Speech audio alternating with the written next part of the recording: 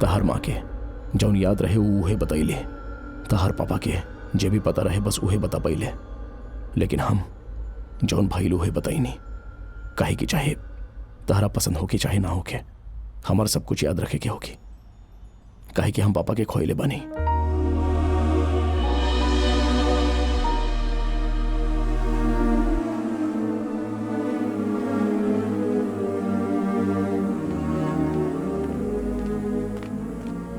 बारिश में तो सभी छाता के नीचे चलेला, लेकिन जे बारिश और तूफान से ना डराला ओकरा पता बा का कहल जाला? नितिन बिहारी।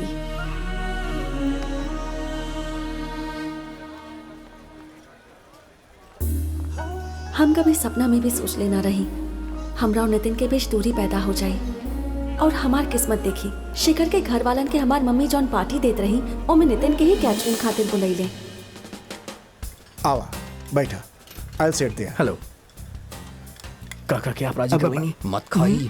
जौन तू कहले रहा बस वह बात उनका आगे दोहरा देनी। मतलब अनु से मिले गए रहनी और भानु से मिले। इतना की जरूरत नहीं है, आधा ही काफी बा।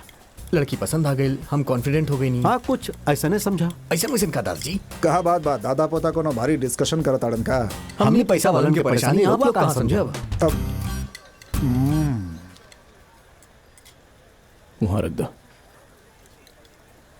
थोड़ा और लेना भाई। तू ही खाना बनवावेला ना? लॉजिस्टिक्स सुपरवाइज करवाइला। बस नाम अलग बा, काम तो उहे बा। तू वहां काहे खड़ा बड़े? अब खाइबे ना? चल तोरे के बोल रहल बानी, चल। हाँ हाँ चला तानी।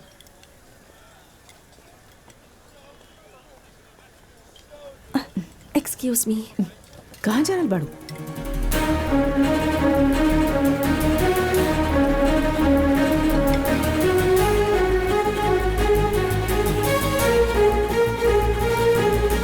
नितिन।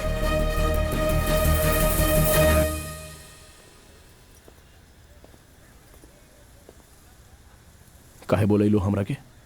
नितिन तू हमरा के छोड़ दे बका? तहरा के प्यार करी इतना बड़ा आदमी नहीं खे, और छोड़ दे ही इतना गिरल भी नहीं खे, लेकिन एगो बात बोली तो बेंस कार के सामने बिना ब्रेक के साइकिल पार कैले बनी ऐसा लगता। ये लाइट्स, ये लोग के भीड़, ये ड्रेस, ये सब देख के लगता कि तू वो अनुना हऊ जेकरा हम जानीला कि हूँ और हऊ डॉटर ऑफ महालक्ष्मी जे हमार कभी नहीं के हो सकत।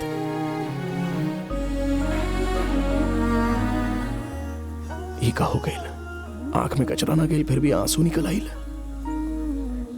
अनु अनु चला बेटी, तुम्हारा इंतजार हो रहा बा। अब खाना बहुत अच्छा बनाएला। हाँ गुड। थैंक्स अंकल जी। शादी के कॉन्ट्रैक्ट भी हमरा के देब अगर हो सके तो। ही कोनो कहे के बात बा। आवा आवा। नितिन भाई बिरयानी खत्म हो गई बा और अभी खाए वाले बहुत लोग बाड़े। हम खाना वाला ही ई बात हर 10 मिनट पर याद काहे दिला होता? हम भुलाइला ना। तब फिर फ्राइड राइस से मैनेज करवा दी का? जौन बा ओकरे में गुजारा कर, जौन खत्म हो गई ओकरा बारे में मत सोचा। हम बिरयानी के ही बात कही नहीं है।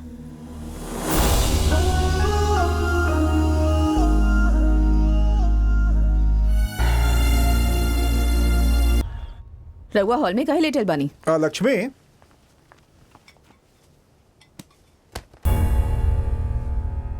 भानु के भेज दे तो हम चल जाई अंकल। सगाई होके तक लेकी यहाँ रही तो हमनी खातिर अच्छा होगी। दोपहर के बाद भेज दे, ओकरा के यहाँ से जाए की कहीं। ए तू यहाँ आवा। अपन घर में उजाला चाहता नहीं तो पड़ोस के घर में अंधेरा ना करे के चाहिए अंकल। रवा भेज रहल बानी कि हम खुदे ले जाएं।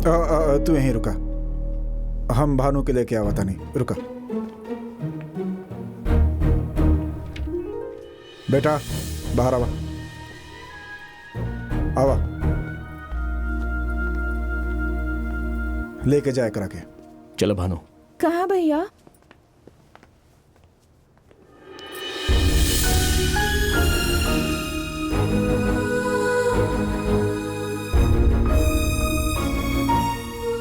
तो पीछे काहे हट गईला भैया? हमरा के लागल रहे तू और उन्हें शादी कर ले, तो पीछे काहे हट गईला? अंकल के बुरा लागी यही से?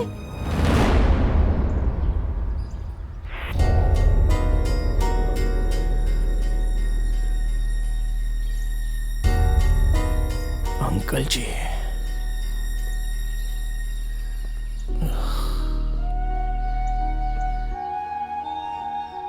अंकल जी के वजह से आज अनु के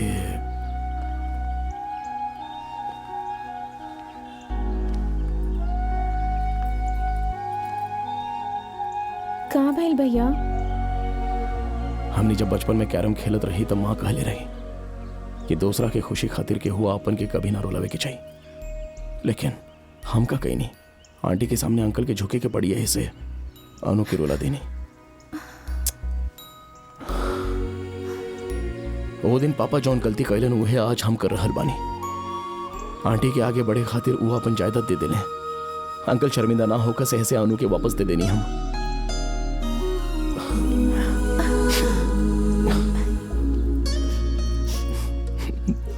अपन खुशी हमने के आपन में ही ढूंढे के होकेला, दूसरा की खुशी में ना।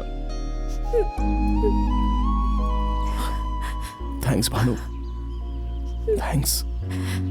बस 1 मिनट भानु।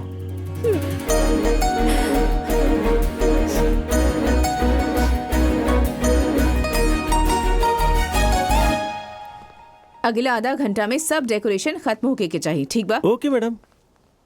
Anu,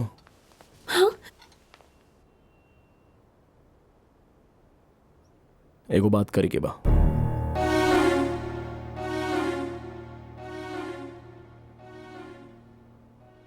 please.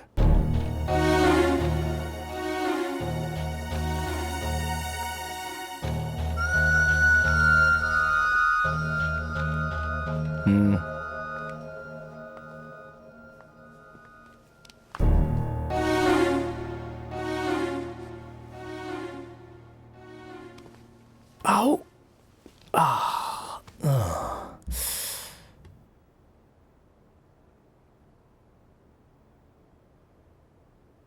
तरह पर एक दिन में हमारे 1 लाख खर्चा हो गई रहे तो जिंदगी भर डर तो लागी ना लागी? हाँ, पर बाकी के 9 दिन 10,000 के भी खर्चा न करवाई नहीं। ओकरा के याद करके हिम्मत ना भइल का? तब तू जौन मंगबो अगर वो ना दे पाइप तब मत। टीवी एसी मंगले रही, टीवी दिलवाइला, लेकिन एसी के बदले रस्सी और डंडा देला। हम कुछ बोल नहीं का।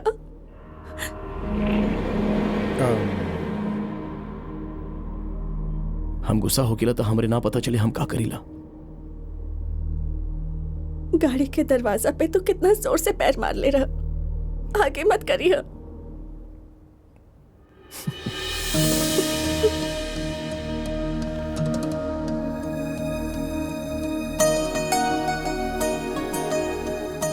ओ दिन जॉन स्टेशन पे कैले रहो, हाथ मिला के छोड़ते ना देबू।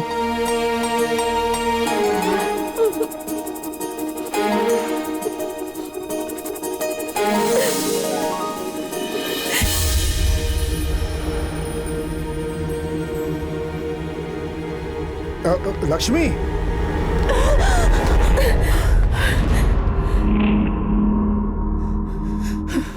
का कैला तू एकरा के? कौन जादू कैला एकरा पे? पैसा खातिर तू एकरा के फसेले बाड़ा ना? हाथ छोड़ा, छोड़ा। ई हमार हिया, हमार बेटी हिया। रहुआ ना समझी नहीं एकरा के? अगला 2 घंटा में सगाई बाई कर, बड़ बड़ लोग आवे वाला बाड़े। हमार इज्जत की का होगी? सिर्फ राउर इज्जत बा आंटी, हमार पापा के ना रहे। राउर प्रॉपर्टी बहुत कीमती बा, उनकर जायदाद कीमती ना रहे। अगर हमने के पैसा खातिर ट्रैप करके आई था ना तो पापा के दिल पैसा के एग्रीमेंट बन जाई था ना, तो राउर बिजनेस में हिस्सा मांगते हैं।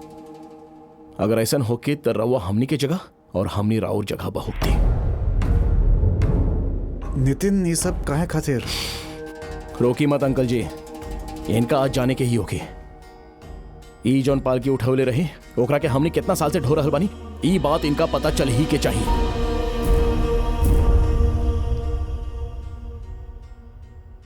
आंटी हम 4 को बात बताओ तो नहीं, अच्छा से सुन ली।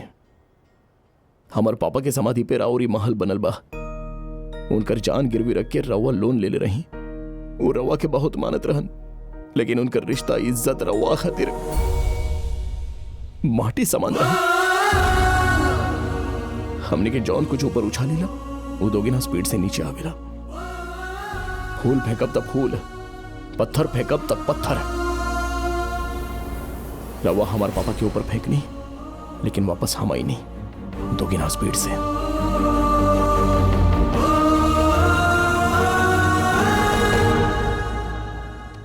हमारा पास रवा जैसन महल तो ना होके, लेकिन रानी हमारा पास बिया।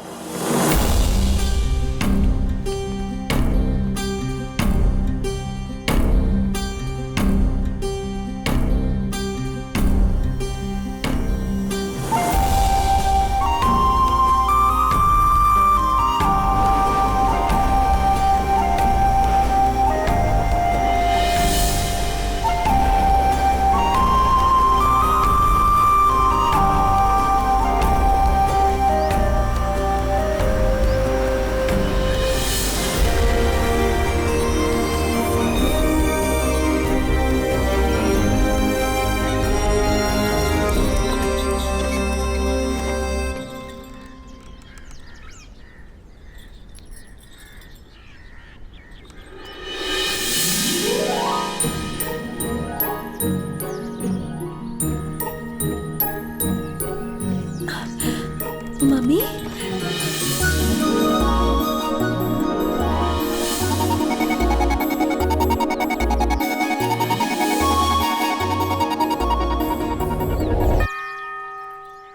अच्छा तरह से घुमा के दूर ले जाके फेंकिया, तोहरा की कमे समझ में आवेला। ई सब कैसे भइल? लक्ष्मी, लक्ष्मी, लक्ष्मी।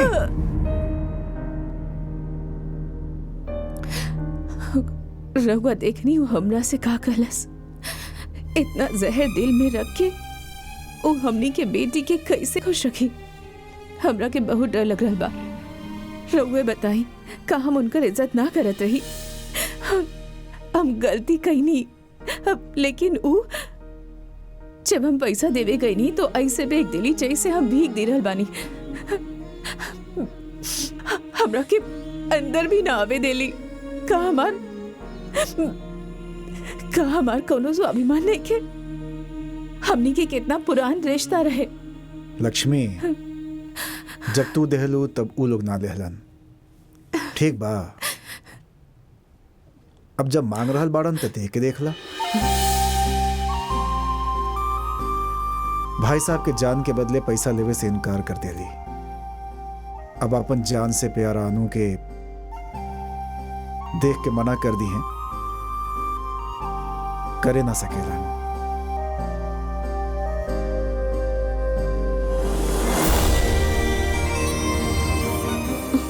रवा तो बड़का खिलाड़ी बानी डैडी। Love you.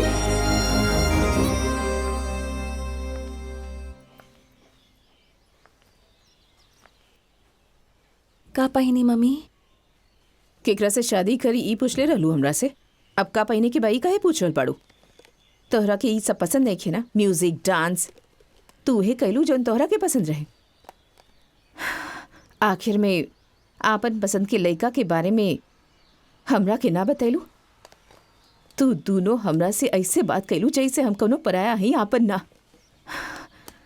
बस इहे बात के दुख बा, लेकिन हम इतना आसानी से नहीं छोड़ सकत तोहरा के। तू हमारे इकलौती बेटी हो। आखिर तोहरा के हमार प्यार कब समझ में आई?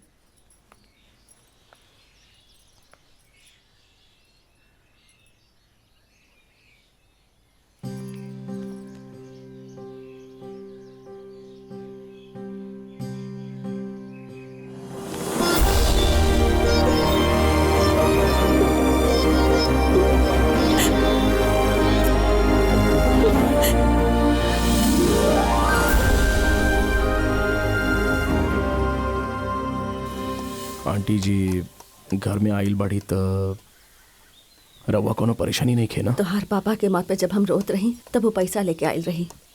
ओकरा बदला में हमार आंसू पोछे खातिर अपन साड़ी के पल्लू देखे होकती ना, तो वही दिन हम ओकरा के अपन घर में बुला ले होकती। अन्नू के हम यहाँ लाके कोनो गलती तो ना कही ना माँ? हिम्मत दिखाइले बाड़ा माँ। वो बहुत अच्छा लड़की हिया बेटा। तू ज्यादा सोच के ओकरा के रोइहा मत।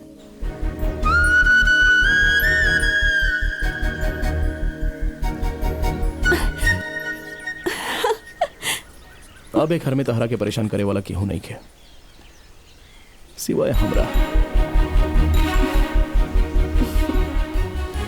अब मम्मी के गुस्सा खत्म हो गई, मतलब हमारा डर भी खत्म हो गई। नितिन के और हमारी फैमिली फिर से एक हो गई। अब ऐसे हम ना खेलब।